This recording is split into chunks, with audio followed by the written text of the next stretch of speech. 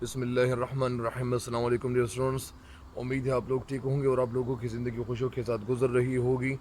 آج میر تقی میر کی غزل نمبر 2 کے ساتھ حاضر خدمت ہوں اور حاضر خدمت ہوں۔ اور یہ غزل نمبر کون سی ہے؟ غزل نمبر 2 ہے میر تقی میر، اس کا شاعر ہے اور اس کا پہلا میں اس کے حوالے سے میں آپ کو بتا چکا ہوں کہ میر تقی میر کب پیدا ہوئے تھے۔ 1721 میں، کچھ لوگ کہتے ہیں کہ 1723 میں، اور وفات ان کی پھر 1810 میں ہوئی تھی۔ پیدا کہاں ہوئے تھے؟ آگرہ میں پیدا ہوئے تھے، میرا اکبر آباد آگرہ میں پیدا ہوئے تھے۔ اور ابھی دوسری غزل کی تشریح کی طرف بڑھتے جا رہا ہوں، اور اس غزل کا پہلا شعر کیا ہے؟ پہلا شعر اس کا کیا ہے؟ جس سر کو غرور آج ہے یا تاج وری کا، کل اس پہ یہیں شور ہے پھر نوحہ گری کا۔ جس سر کو غرور آج ہے، سر یعنی جس انسان کو غرور آج ہے، یعنی جو انسان آج غرور کر رہا ہے، یا تاجوری کا، تاجوری یعنی بادشاہی کا، تاجوری کا مطلب بادشاہت پہ، وہ جو آج غرور کر رہا ہے، کل اس پہ یہی شور ہے پھر نوحہ گری کا، اور کل اس پہ لوگ شور کریں گے، مطلب نوحہ کریں گے اور لوگ روئیں گے۔ کیوں روئیں گے؟ کیونکہ یہ جو بادشاہت ہے اس کے ہاتھ میں ہمیشہ نہیں رہے گی، یہ ہمیشہ بادشاہ نہیں رہے گا، بلکہ کچھ وقت تک یہ بادشاہ رہے گا۔ اس کے بعد اس کی بادشاہت اس کے مرنے کے ساتھ ہی ختم ہوتی جائے گی، بادشاہت اس کے مرنے کے ساتھ ہی ختم ہو جائے گی۔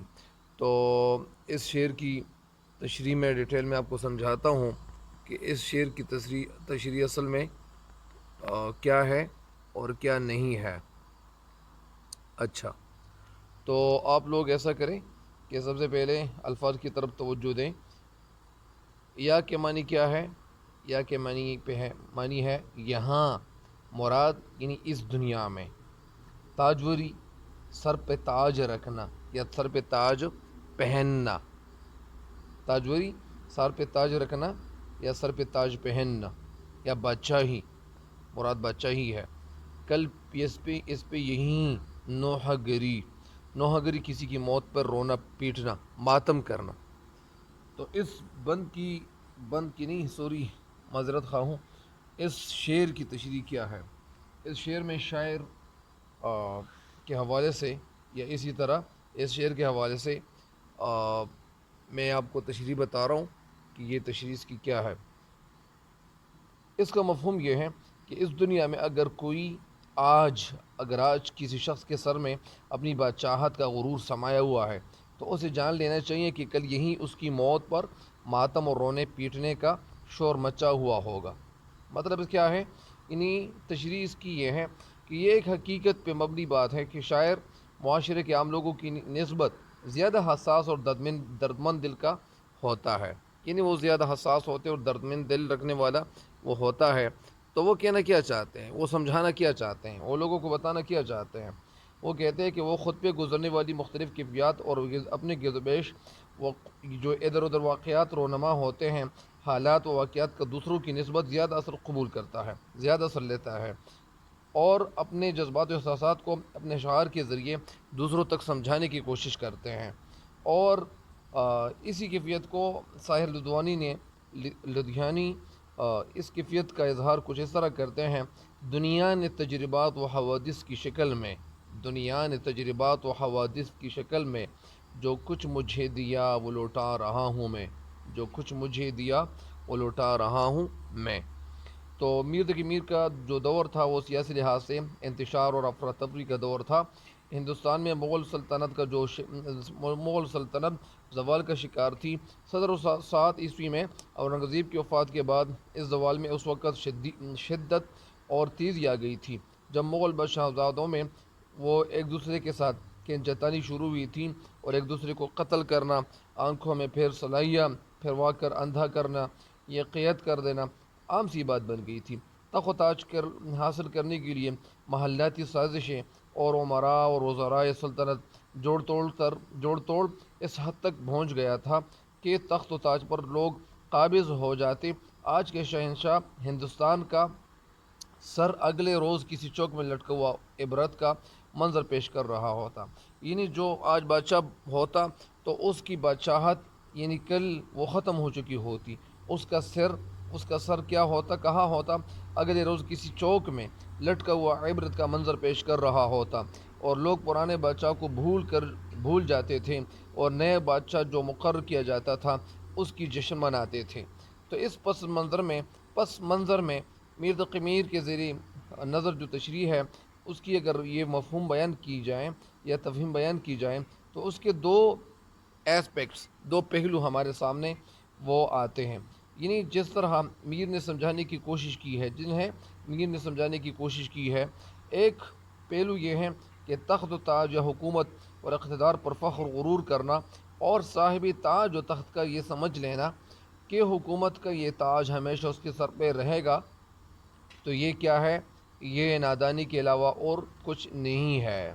یعنی اگر ایک انسان یہ سمجھ جائے کہ یار یہ جو تاج میرے سر پہ یہ رکھا گیا ہے تو یہ بادشاہت میرے پاس ہمیشہ رہے گی, یعنی یہ کیا ہے, یعنی شاعر کے ہاں نادانی کے علاوہ اور کچھ نہیں ہے. اگر اس دنیا میں انسان کی ہمیشہ سے یہ کمزوری رہی ہے کہ وہ یعنی بعض اوقات وہ اقتدار اور قوت طاقت کے نشے میں وہ کیا ہو جاتے ہیں, مس ہو جاتے ہیں اور فرعونیت تک یعنی وہ اتر آتا ہے اور اس دنیا میں خود کو ہی سب کچھ خیال کر لیتا ہے. وہ کہتے ہیں کہ یار بس میں سب کچھ ہوں, میرے سوا یا میرے علاوہ کوئی اور یعنی اس دنیا میں نہیں ہے, مگر میں سب کچھ ہوں.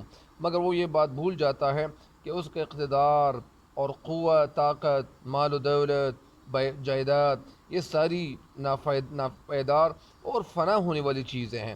یہ چیزیں کسی بھی وقت ان سے ختم ہو سکتی ہیں, چھینی جا سکتی ہیں, کیونکہ فطرت کا یہ اصول ہے, قاعدہ ہے, یہ قانون ہے کہ اس کائنات میں کوئی بھی چیز ہمیشہ ایک ہی حالت میں نہیں رہتی ہے. یعنی یہ فطرت کا قانون ہے کہ اس دنیا میں کوئی ایک چیز ہمیشہ یعنی وہ نہیں رہتی, قائم نہیں رہتی. چنانچہ قوت و اقتدار اور روب و دبدبہ حاصل کرنے کے لیے یا دروب و دبدبہ ہمیشہ کسی کے پاس نہیں رہتے. یہی حقیقت میر نے اپنے بعض دوسرے اشعار میں یوں سمجھانے کی کوشش کی ہے اور کہنا کیا چاہتے, وہ کہتے ہیں کہ ولی میں آج بھیک بھی ملنی نہیں انہیں, ولی میں دلی میں آج بھیک بھی ملنی نہیں انہیں, تھا کل تک دماغ جن ہے تخت و تاج کا. اور اگلا شعر ہے, نام آج کوئی یا نہیں لیتا ہے انہوں کا, جن لوگوں کے کل ملک پہ کیا تھا زیر نگی تھا. مطلب یعنی جو انسان آج جو یعنی بادشاہ تھے تو کل ان کی بادشاہت ختم ہو چکی ہوتی, ان کے پاس کوئی چیز بھی نہیں رہنے لگتی تھی اور وہ خود کو بادشاہ تصور نہیں کرتا تھا. یعنی اس شعر میں یا اس شعر کی تشریح کچھ سمجھانا وہ اس طرح چاہتے ہیں اور آپ لوگوں کی توجہ اس طرح دلانے کی کوشش کرتا ہوں کہ موت اصل میں کیا ہے, یہ اٹل چیز ہے. موت تو ویسے بھی آنی ہے اور اس کی واضح دلیل یہ ہے کہ اس کائنات کی ہر چیز ایک دن فنا ہو کر ختم ہو جائے گی. اسی طرح دنیا میں آنے والے ہر انسان کو بھی ایک نہ ایک دن اس دنیا سے چلے جانا ہے. اور بڑے بڑے پیغمبر جو تھے وہ ولی اولیاء, اسی طرح جابر بادشاہ اور نہ جانے کتنی جو عظیم شخصیات اور مشہور ہستیاں اس دنیا میں تشریف لائیں, لیکن اپنی تمام تر جو روحانیت, عظمت, روب, دبدبہ, طاقت, قوت اور مرتبے کے باوجود انہیں اس دنیا سے یعنی لوٹنا پڑا اور وہ رخصت ہونا پڑا. یہ الگ سی بات ہے کہ کوئی پہلے رخصت ہوتا ہے اور کوئی بعد میں. یعنی یہ اصل میں یہ بات تو ہونی ہی ہے کہ کوئی انسان ایسا بھی آ جاتا ہے کہ وہ پہلے آ جاتا ہے اور کوئی ایسا آتا ہے کہ وہ بعد میں ان کی موت ہو جاتی ہے. تو اسی وجہ سے یعنی ایک شاعر نے کیا خوب کہا ہے کہ موت سے کس کو رستگاری ہے, موت کو کس سے رستگاری ہے, آج تم کل ہماری بھاری ہے. اس چند روزہ فانی زندگی کے بعد جب انسان کی آنکھیں ہمیشہ کے لیے یہ بند ہو جاتی ہیں, یعنی مطلب حقیقت کی آنکھیں وہ جب ان کی کھل جاتی ہیں تو وقتی طور پر لوگ اس کی موت پر تو کیا کرتے ہیں, وہ ماتم شروع کرتے ہیں, وہ یعنی روتے ہیں اور روتے روتے وہ پیٹتے ہیں, کبھی کبھار اپنے آپ کو پیٹنے کی کوشش کرتے ہیں, لیکن آہستہ آہستہ وہ اسے بھول جاتے ہیں. وہ وقت آنے لگتا ہے اسی طرح کہ وہ سر لوگ ان کو بھول جاتے ہیں. جب صورتحال یہ ہو تو پھر کسی کا اس عارضی زندگی میں عارضی طور پر تخت تاج پر بیٹھ کر اس پہ فخر کرنا، غرور کرنا نادانی کے سوا کچھ نہیں ہے۔ یعنی ہمیں کبھی فخر غرور نہیں کرنا چاہیے، کبھی طاقت پہ غرور نہیں کرنا چاہیے، کبھی شہرت پہ غرور نہیں کرنا چاہیے، کبھی دولت پہ غرور نہیں کرنا چاہیے، کبھی بادشاہت پہ غرور نہیں کرنا چاہیے، کبھی کسی گاڑی پہ غرور نہیں کرنا چاہیے، کبھی کسی مارکیٹ پہ غرور نہیں کرنا چاہیے۔ یعنی ہمیں غرور سے یعنی خود کو الگ رہنا چاہیے، الگ رکھنا چاہیے۔ اور یہی حقیقت میر نے یعنی اس شعر میں سمجھانے کی کوشش کی ہے کہ یہاں جو دنیا کی جو بادشاہت ہوتی ہیں وہ کچھ دن کے لیے ہوتی ہیں، وہ ہمیشہ کے لیے نہیں ہوتی ہیں۔ اور اگر آپ خود کو یہ سمجھ بیٹھتے ہو کہ یار یہ بادشاہت میرے پاس ہمیشہ رہے گی، یہ طاقت میرے پاس ہمیشہ رہے گی، اور یہ ہر انسان میری تابعداری میں رہے گا، اور ہر انسان مجھے فالو کرے گا، میری بات مانے گا، تو یہ بات یعنی یہاں شاعر کہتے ہیں کہ یہ اصل میں نادانی کی بات ہے، کیونکہ ہمیشہ کسی کی مرضی نہیں چلتی ہے، اور ہمیشہ مرضی کس کی چلے گی؟ اللہ تعالیٰ کی چلے گی۔ اگر میں آپ کو کچھ لوگوں کی کہانی اگر آپ کو میں بیان کر دوں، جس طرح ان کے حوالے سے لکھا گیا ہے کہ چنگیز خان کے حوالے سے یہ بات مشہور تھی کہ وہ کہتا تھا کہ آسمان پہ اللہ کی بادشاہی ہے اور چنگیز خان کی بادشاہی زمین پر ہے، یعنی زمین پر چنگیز خان کی بادشاہی ہے۔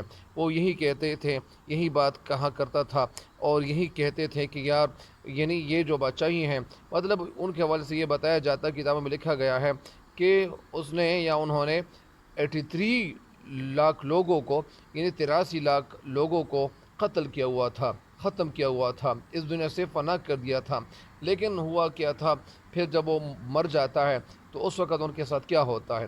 اسی طرح فرعون خود کو کیا سمجھ بیٹھا تھا، اور پھر جب وہ بھی وفات ہو رہے تھے، اللہ تعالیٰ یعنی جب کسی انسان کی جو طاقت ہے وہ غرور جو جس چیز پہ کرتا ہے وہ کیا ہوتا ہے؟ اس کا غرور پھر مٹی میں مل جاتا ہے۔ تو اسی وجہ سے بہت سارے لوگ جو طاقتور تھے خود کو کچھ سمجھ بیٹھے تھے، لیکن ان کی طاقت وہ ختم رہ گئی تھی، اور ان کے پاس کوئی چیز نہیں رہی تھی۔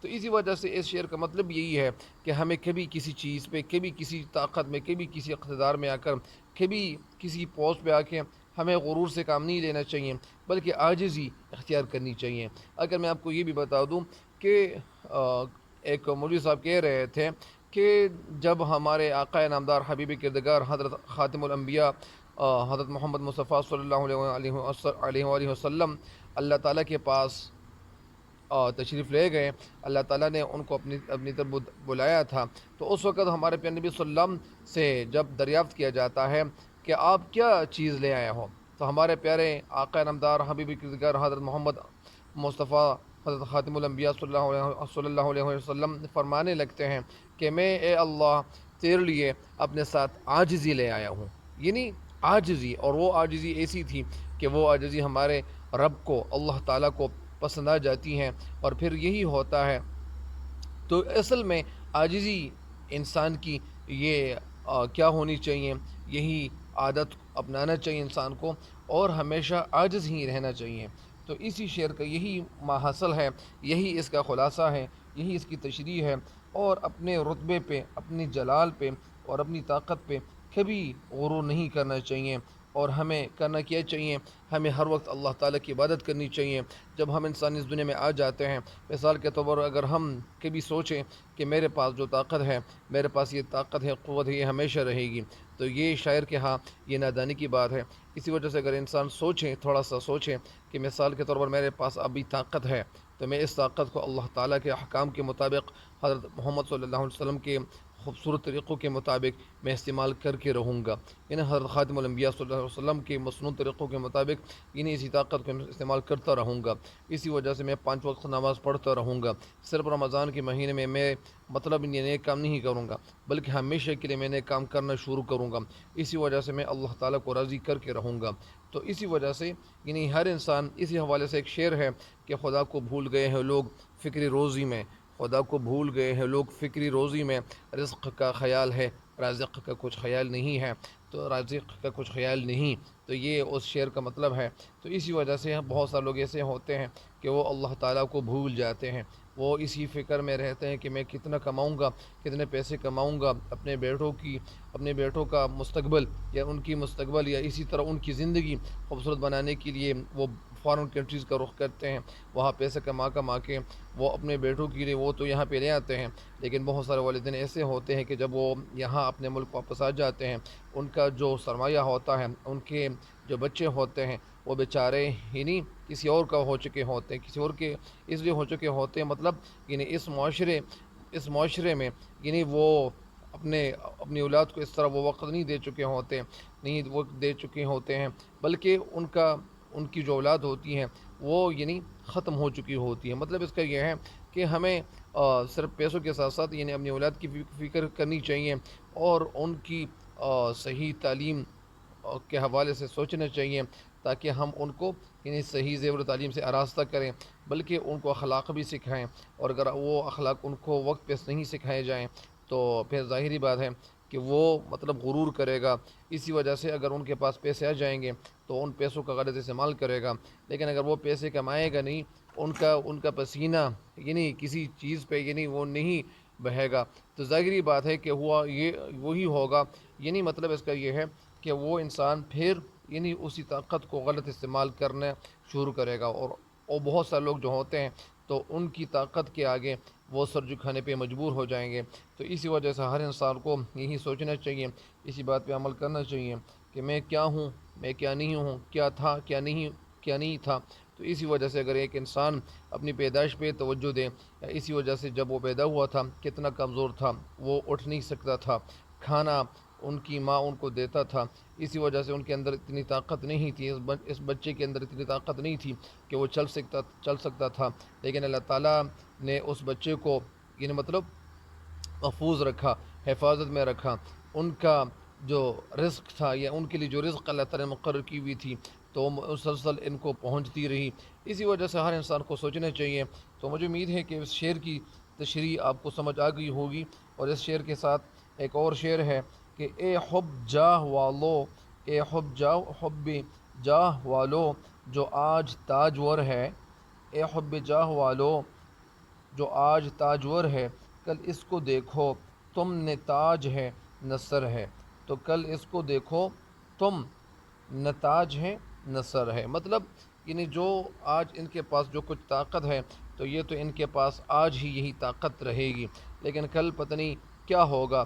یعنی آدمی بلبلا ہے پانی کا، کیا بھروسہ، یا اسی طرح ایک شعر ہے کہ بھروسہ زندگانی پہ نہیں کرنا چاہیے، بلکہ انسان کی زندگی کا مقصد کیا ہے، مطلب کیا ہے، ایک یعنی بلبلے کی جیسی ہے۔